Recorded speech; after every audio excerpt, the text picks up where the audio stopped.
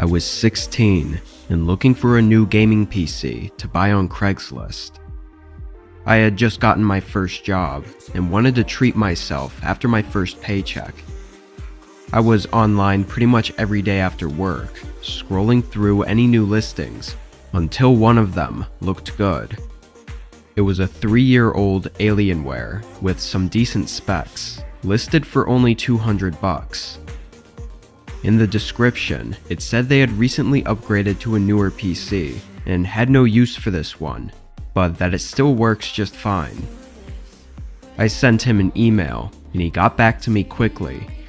We exchanged a few back and forth messages before agreeing to meet up the next day. He told me to meet him at a specific grocery store parking lot at 8 p.m. It was kind of far, so I suggested somewhere else that we could meet halfway, but he made a bunch of excuses as to why he couldn't. He said he was going to be busy all week and wouldn't be able to drive very far, so if I wanted it, I'd have to pick it up near him. Although finding it a little annoying, I still thought the deal was worth it and agreed to pick it up. In the morning, I thought about it some more and almost decided to call it off, but then he sent me a few videos to show that the PC was working and also said that if there were any issues, he would refund me, so it made me feel better about it. I went through with it, driving 35 minutes to the grocery store that he said to meet at. Right as I pulled into the parking lot, I saw a truck in the far back. It was the only car in the whole parking lot, and the grocery store's lights were off, like it was already closed. I had thought the whole point of meeting at a grocery store was because it was a safe, public place, so this was kind of defeating the purpose. Having already driven almost 40 minutes though, I still pulled in and hoped it would go smoothly. I parked by his truck and got out. The man sitting inside leaned over and looked down from his window. He didn't smile or greet me or anything. He just looked down like he was inspecting me, which was a really uncomfortable feeling. Then he got out. He was an older guy, like late 40s or 50s. He had brown hair that was thinning in the front, and just from a quick look at him, you could tell there was something wrong. I stood a few feet away, trying to keep my distance as he walked around and opened the back door. Inside, I could see the computer sitting on the seat, but not the one closest to us. It was on the other seat, further inside the truck. He then pointed into the truck and said I could take it out and look at it. His hand was still on the door, and he just watched me, waiting for me to crawl in and grab it. I stood there awkwardly for a second as my eyes moved between him and the truck, before I noticed a small detail. The handle on the inside of the door that he was holding open was missing. It wouldn't take a genius to assume what this was. I started backing away from him and hurried into my car. He yelled at me to come back, but I pulled out right away. The guy rushed into his truck, and instead of following me, he drove off in the other direction. There's absolutely no doubt that if I'd crawled into his back seat, he would have slammed the door behind me. With no handle on the inside, it was obvious it was a trap. Unfortunately, all I had was his email to send to the police, but there was no tracing it. I just hope nobody else falls for his disturbing Craigslist scam. I've checked a few times since then to see if his ad was back up for the PC, hoping to set him up with the police or something. So far, I haven't seen anything, but he could just be using a different alias and trying to scam with a different item. My advice is to stay away from Craigslist.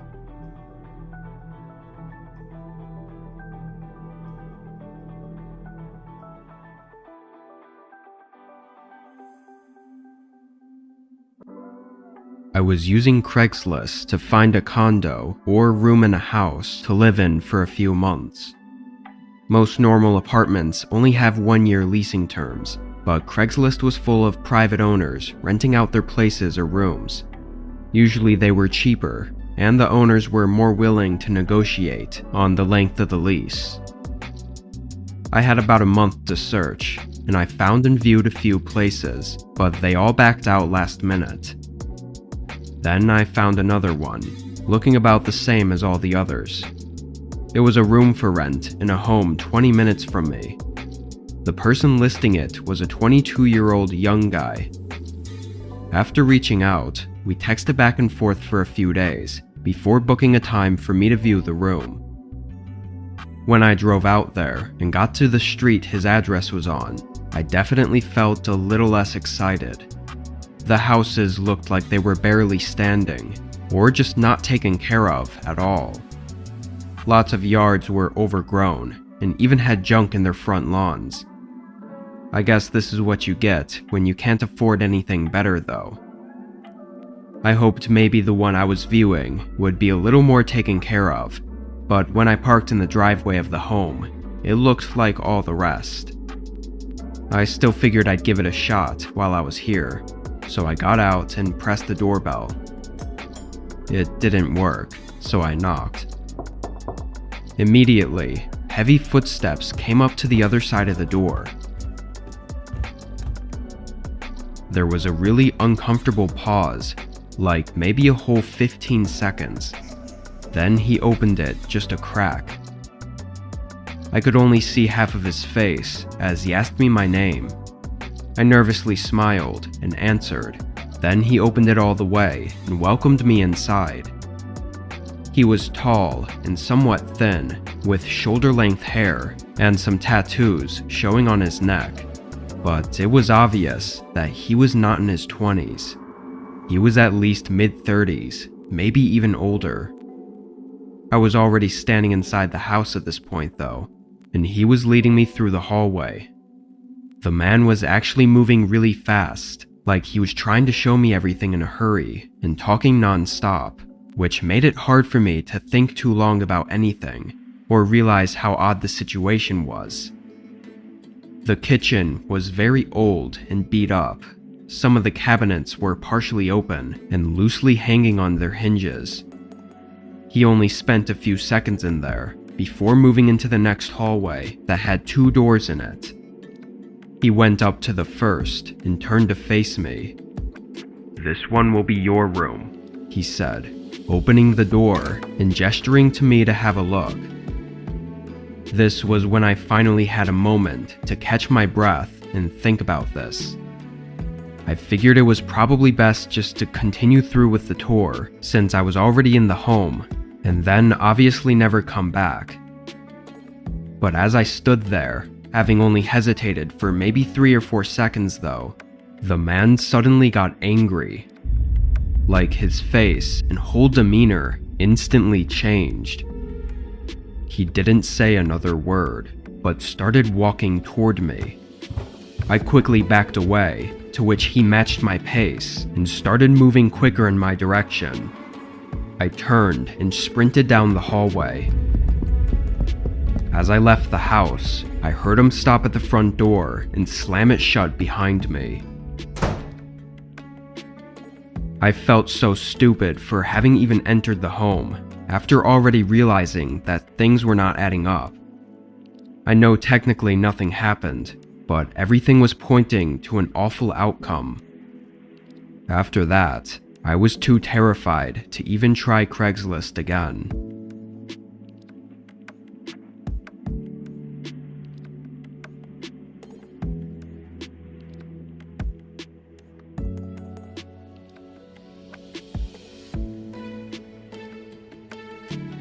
I live on the East Coast. There's a lot of homesteads around here, or just in general, off-grid cabins and houses. Some of them aren't fully off-grid, but they're just far out and on large properties with 40+ acres of land. It's normal around here to buy used tools and equipment from neighbors or others in the area. At the time, I was doing construction on my property and was in need of a flatbed trailer for my truck so I could haul more materials from the hardware stores. These are absurdly expensive, but since almost everyone around here has them, there's a lot of used ones people want to get rid of. Craigslist was the first and only site that I checked on.